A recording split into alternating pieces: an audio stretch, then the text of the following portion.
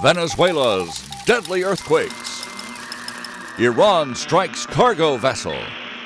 Supreme Court backs Trump again. And Europe's heat wave smashes records. Greetings, humanity. Let's grok the news, starting with the most important story in the world today. Dateline, Caracas, Venezuela. Rescue teams continue searching through collapsed buildings in Venezuela after two powerful earthquakes struck the country within hours of each other, killing at least 235 people for starters and injuring thousands more.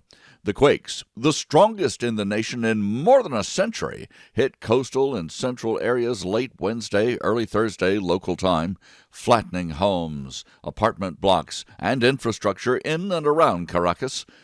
Officials declared a national state of emergency as the aftershocks continued. Venezuelan authorities say the death toll could still rise significantly, with more than 41,000 people reported missing in the initial chaos. Mothers and fathers have been digging through rubble with their bare hands in search of loved ones. International aid is arriving, but damaged roads and overwhelmed hospitals are slowing the efforts. The United States has pledged immediate assistance, including military ships and planes for search and rescue, along with humanitarian supplies. President Trump stated the U.S. stands ready to help the Venezuelan people recover from this disaster. Seismologists note that the earthquake struck along a complex fault system near the Caribbean plate boundary, catching many residents off guard in the middle of the night.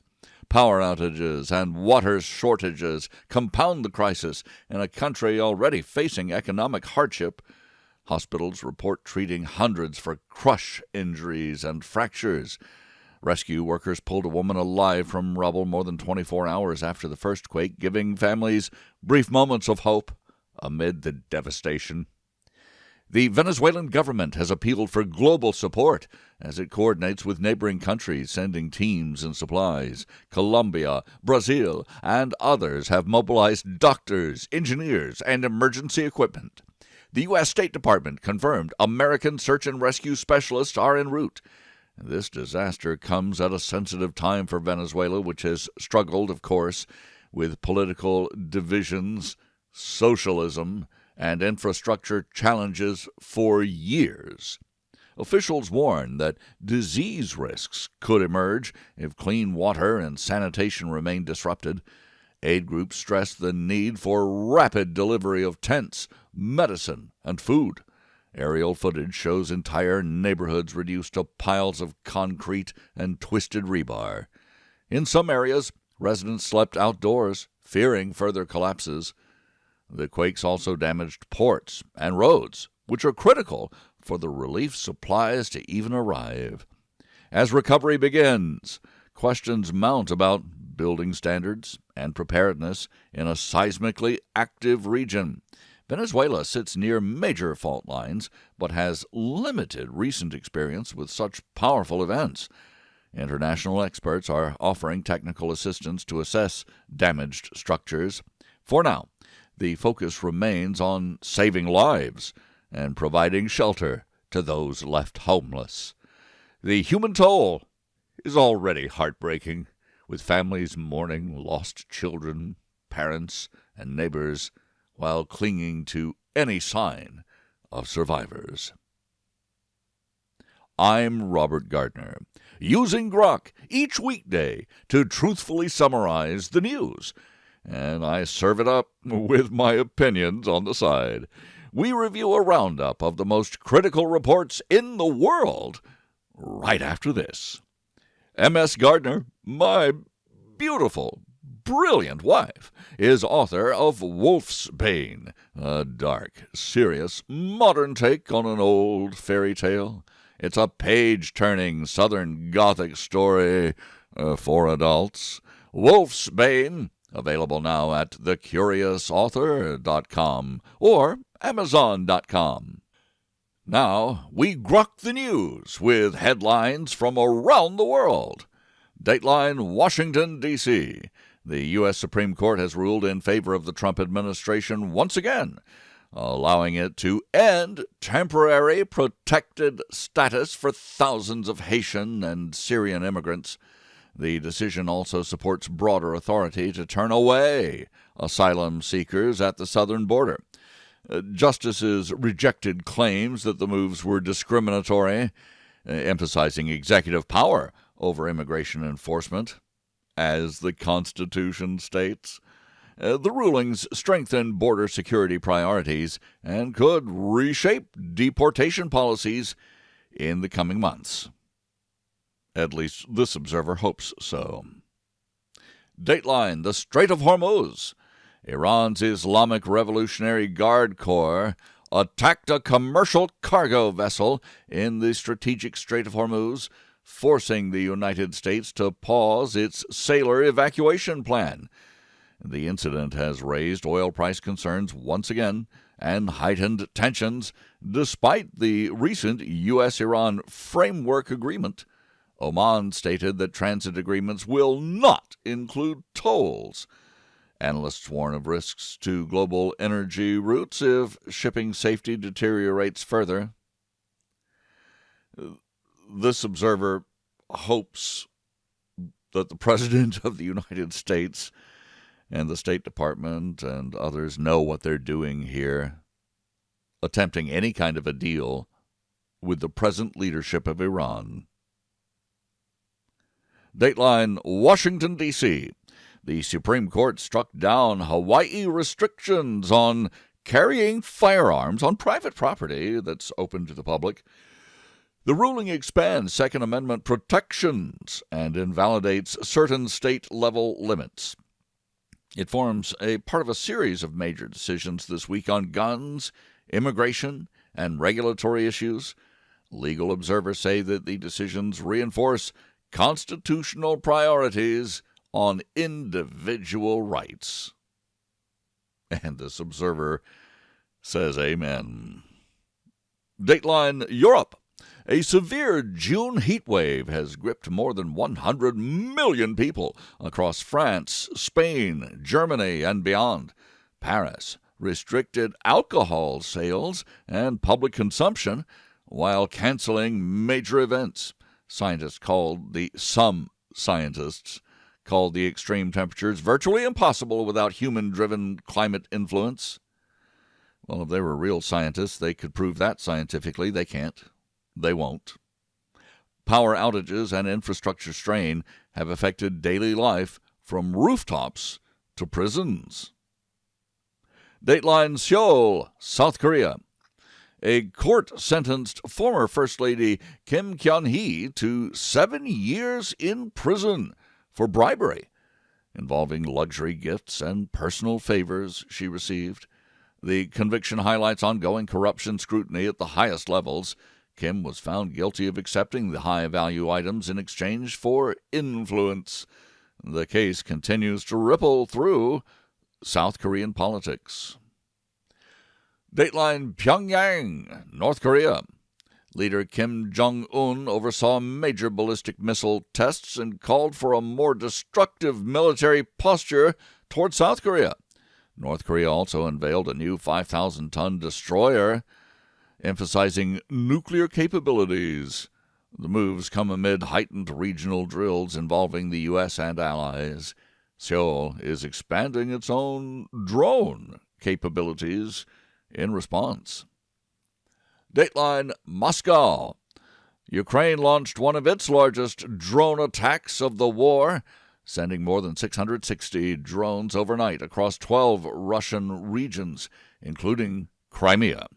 Moscow reported the barrage as Ukrainian forces pressed their advantages, such as they are. Russia has accused Ukraine of attempting to spread disease through infected animal carcasses strewn through occupied areas. This conflict shows no signs of de-escalation. Dateline: New York City. The Rent Guidelines Board has frozen rents for approximately 1 million apartments, delivering something of a political win for progressive housing advocates, including Muslim Mayor Zohran Mamdani. The decision comes after intense political pressure from the Marxists throughout the city. Critics argue it may discourage new housing supply, while supporters hail it as socialist relief amid affordability challenges. This observer thinks that the housing problem could be ended almost instantly. Just deport the illegal invaders. Dateline, Washington, D.C. Ohio Senator Sherrod Brown accepted nearly $4.9 million from Wall Street-affiliated donors and billionaires, while publicly railing against them. This revelation has sparked fresh accusations of hypocrisy as the notorious senator positions himself on what he considers economic populism. Critics say that the donations undermine his long-standing attacks on big finance and the influence of billionaires in politics. Dateline, Jerusalem. Israeli forces continue operations in Lebanon, while talks with Beirut resume under U.S. mediation. Disagreements persist over Hezbollah and the disarmament of the evil Iranian terror proxy. Meanwhile, the IDF is preparing for potential future conflicts in space and has developed new technologies for wildfires and robotics. Tensions with Iran, of course, remain high, despite the nuclear framework agreement. Dateline, Los Angeles. A federal jury has deadlocked in the trial of a man accused of starting the deadly Palisades fire. Proceedings will resume after the jury failed to reach a verdict on the charges linked to this destructive blaze. The impasse comes as communities continue recovering from the fire's widespread impact. Dateline, New York, New York. Prosecutors have dropped the remaining rape charge against Harvey Weinstein, avoiding a potential fourth trial. The decision follows years of legal proceedings against the former Hollywood producer. Weinstein's legal battles have been watched closely as a landmark in the #MeToo movement. Dateline, Washington, D.C. A federal judge has ordered the release of more unredacted names and details from the Jeffrey Epstein files. The ruling requires the Justice Department to turn over previously redacted documents, and this move could shed new light on Epstein's high-profile associates and his network. Dateline, Myanmar. Authorities publicly torched $600 million worth of seized heroin, methamphetamine, and other illegal drugs. The large-scale destruction signals a major anti-narcotics effort by that government. Officials say the action aims to send a strong message against the drug trade. Dateline, Tokyo. Japan and Sweden played to a 1-1 draw at the World Cup, with both teams advancing to the knockout round. Turkey stunned co-hosts USA with a last-kick victory. Several African and underdog nations have performed strongly as well, drawing global attention to the tournament's expanded format. Dateline, Washington, D.C. House investigators are probing the IRS for failing to collect more than $6 billion in taxes owed by federal employees. Yes, the review highlights compliance issues within the ranks of the federal government. Dateline, London. Work has begun on Britain's new £750 million supercomputer as the country invests in advanced technology infrastructure. Meanwhile, Anthropic accused Chinese rival Alibaba of illicitly extracting AI capabilities, escalating tensions in the global artificial intelligence race. Dateline Vermont. Vermont became the first U.S. state to ban the weed killer paraquat, which has been linked to Parkinson's disease. The move reflects growing concerns over agricultural chemicals and public health. The Supreme Court separately sided with Bayer, limiting thousands of related cancer lawsuits. Dateline, the Persian Gulf region. Secretary of State Marco Rubio has concluded a tour of Gulf allies seeking support for the U.S.-Iran agreement. Concerns remain about Lebanon and long-term stability. Oman and others stressed open transit through the Strait of Hormuz without new tolls and without Iranian dominance. I thank you for listening. Please join me Monday to once again Grok the News. I'm Robert Gardner. Godspeed and God bless.